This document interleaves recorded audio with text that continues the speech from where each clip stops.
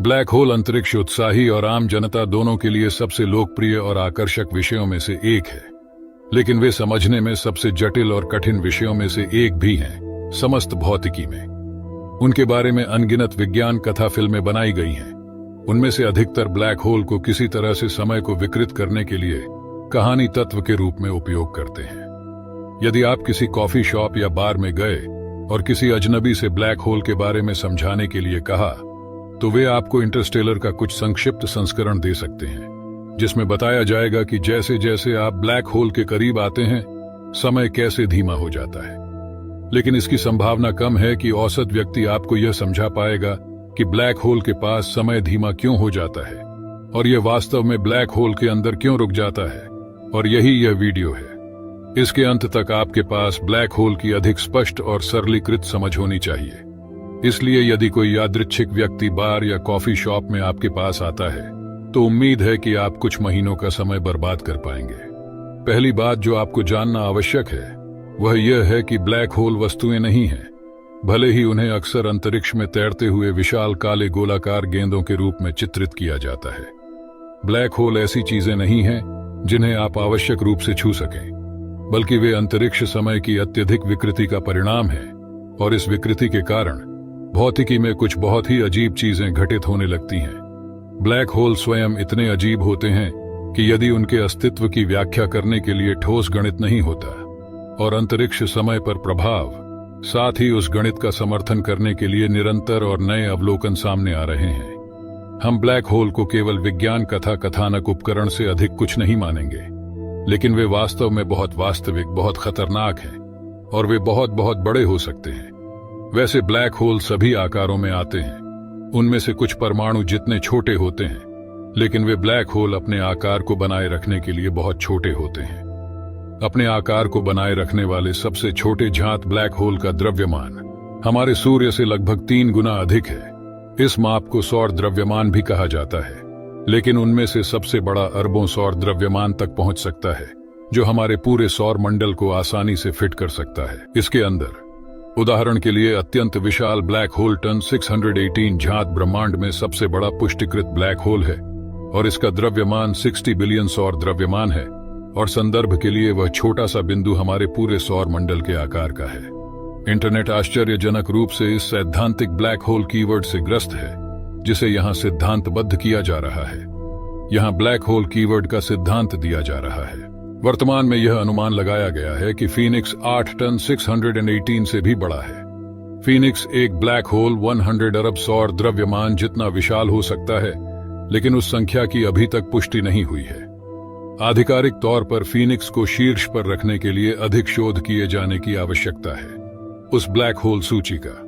लेकिन जबकि black hole आकार में भिन्न हो सकते हैं, वे कैसे बनते हैं ये वास्तव में बहुत ज्यादा मायने नहीं रखता है। वे मूल रूप से 2 तरीकों में से एक में बनते हैं। या तो बहुत अधिक सामग्री किसी तारे के ढहने के दौरान उसके मूल में खींच ली जाती है, या एक न्यूट्रॉन तारा पर्याप्त रूप से प्राप्त हो जाता है। सामग्री का द्रव्यमान लगभग 2 से 3 सौर द्रव्यमान से अधिक होना। हालांकि उन 2 उदाहरणों में कुछ भिन्नता है। ब्लैक होल का निर्माण हमेशा इन 2 श्रेणियों में से एक में आता है। ठीक है, तो अब जब हमने ब्लैक होल के बारे में कुछ बुनियादी तथ्यों और समझ के बारे में बात कर ली है, तो आइए वास्तव में अजीब चीजों पर आते हैं। ब्लैक होल में समय पूरी तरह से रुका हुआ क्यों प्रतीत होता है? यह कल्पना करने का सबसे आसान तरीका है कि ब्लैक होल अंतरिक्ष को कैसे प्रभावित कर सकते हैं। एक बहुत बड़े और वास्तव में गहरे सर्कल के बारे में सोचें। एक सर्कल इतना गहरा कि आप इसका तल नहीं देख सकते हैं, और आप पूरी तरह से आश्वस्त नहीं हैं कि इसका कोई तल भी है या नहीं। बिल्कुल, यह प्रभावी रूप से वही है जो ब्लैक होल अंतरिक्ष के ताने बाने के साथ कर रहे हैं। गुरुत्वाकर्षण बल इतना विशाल और केंद्रित है कि यह अंतरिक्ष में इतनी गहराई तक भारी गिरावट का कारण बन रहा है कि यह बिना किसी अंत के क्रमिक खड़ी ढलान वाला एक सर्कल प्रतीत होता है। हम भौतिक रूप से अंतरिक्ष में उस डुबकी को नहीं देख पाते। इसका कारण यह है कि वह सर्कल उच्चतर 4थे आयाम में मौजूद है और हम चीजों को केवल 3रे आयाम में ही देख सकते हैं। ठीक उसी तरह जैसे कि यदि आप एक बास्केटबॉल को गिरा देते हैं, क्योंकि हम 3 आयामों में रहते हैं, तो आप इसे जमीन पर गिरते हुए, उछलते हुए और अपने हाथ में लौटते हुए देख पाएंगे, बिना यह माने कि बास्केटबॉल का आकार बिल्कुल बदल गया है। हालांकि यदि आपको कागज के ढड़ी टुकड़े पर गिरते हुए बास्केटबॉल का चित्र बनाना है तो आप गेंद को थोड़ा छोटा बनाते हैं ताकि ऐसा लगे कि यह आपसे दूर है और थोड़ा बड़ा है। यह दिखाने के लिए कि यह आपके करीब आ रही है, आपको ढड़ी स्थान में टेढ़ी गति का एहसास देने के लिए गेंद के आयामों को बदलना होगा। और कुछ ऐसा ही हो रहा है जब चौथे आयामी अंतरिक्ष में गति को हम में से उन लोगों द्वारा देखा जा रहा है जो केवल 3 आयामों में चीजों का निरीक्षण कर सकते हैं। जब कोई वस्तु उच्च चौथे आयामी विमान में घूम रही हो, वस्तु के आयामों को 3D स्पेस में बदलने के बजाय देखें। हम देख रहे हैं कि वस्तु के समय में हेरफेर किया जा रहा है, वस्तु धीमी होती या मिलती हुई दिखाई देगी। इसलिए यदि आप मेरी तरह एक दृश्य शिक्षार्थी हैं तो यह वह अनुभाग होगा जिस पर आप वास्तव में ध्यान देना चाहेंगे। इसलिए यदि आप कल्पना करें कि प्रकाश का एक फोटॉन अंतरिक्ष में 4 आयामों में इस डुबकी की ओर यात्रा कर रहा है तो आप देखेंगे कि वह फोटॉन उस डुबकी में नीचे चला गया। लेकिन 3 आयामों में यह लगभग वैसा ही है जैसे आप कागज के ढड़ी टुकड़े को देख रहे हो। जैसे जैसे फोटॉन अंतरिक्ष में नीचे की ओर यात्रा करता है, हम फोटॉन के आयामों को बदलने का अनुभव नहीं कर रहे हैं। ऐसा लगता है कि हमारे निचले आयाम पर होने के कारण प्रकाश धीमा हो रहा है, क्योंकि उस सफेद फोटॉन की गति बिल्कुल नहीं बदल रही है, केवल हमारी धारणा बदल रही है कि यह समय के साथ कैसे बातचीत कर रहा है। तो इसे फिर से कहें, अधिक सरल शब्दों में 2D परिप्रेक्ष्य से, चाहे वह प्रकाश फोटॉन हो या किसी व्यक्ति का शरीर ब्लैक होल में जा रहा हो, बाहरी पर्यवेक्षक कमोबेश प्रकाश या वस्तु को चौथे आयामी विमान में उतरते हुए देख रहा है। ब्लैक होल में गिरने वाली प्रकाश या वस्तु की गति बिल्कुल नहीं बदली है, लेकिन इस घटना को 3 आयामों में देखने वाले बाहरी पर्यवेक्षक को ऐसा प्रतीत होता है जैसे ब्लैक होल के अंदर की चीज धीमी हो रही है।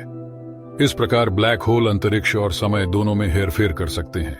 यदि आप ब्लैक होल के करीब पहुंचने में सक्षम थे तो आप स्पेस टाइम में बने सर्कल में डुबकी लगाना शुरू कर देंगे, लेकिन समय आपको बिल्कुल भी अलग नहीं लगेगा।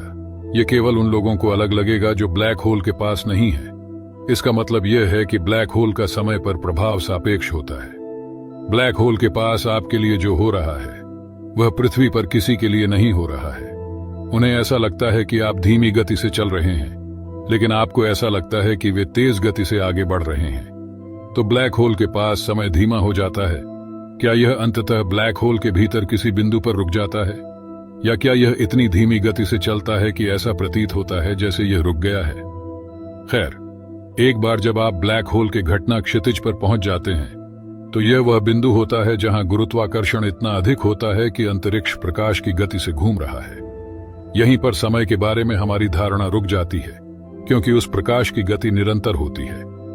यदि अंतरिक्ष प्रकाश के समान गति से घूम रहा है तो बाहरी पर्यवेक्षक को यह प्रतीत होगा कि प्रकाश घटना क्षितिज के पार एक ठहराव पर है, कोई वापसी का बिंदु नहीं है। और ब्लैक होल जरूरी नहीं कि समय रुकता है, बल्कि जहां समय रुकता है। और मैं इस पर अधिक जोर नहीं दे सकता, समय के धीमा होने या रुकने की यह धारणा सापेक्ष है। यदि आप किसी तरह ब्लैक होल के घटना क्षितिज के पार जाने में जीवित रहने में सक्षम होते तो आपको समय बीतने का कोई अलग अनुभव नहीं होगा। लेकिन एक बाहरी पर्यवेक्षक के लिए, अगर वे किसी तरह आपको ब्लैक होल के अंदर देखने में सक्षम थे तो आप ऐसे दिखेंगे जैसे आप हमेशा के लिए समय में जमे हुए थे। और यह सब इसलिए क्योंकि स्पेस टाइम प्रकाश की गति से चल रहा है। और ध्यान रखें कि यह सब एक बहुत ही जटिल विषय का अत्यधिक सरलीकृत संस्करण है, जिसमें कुछ बहुत ही जटिल गणित भी शामिल है। निस्संदेह शैतान विवरण में है। इस मामले में शैतान ब्लैक होल है, लेकिन उम्मीद है कि इससे आपको ब्लैक होल क्या है और ब्रह्मांड और अंतरिक्ष समय पर इसके विनाशकारी प्रभावों की थोड़ी बेहतर समझ मिली होगी।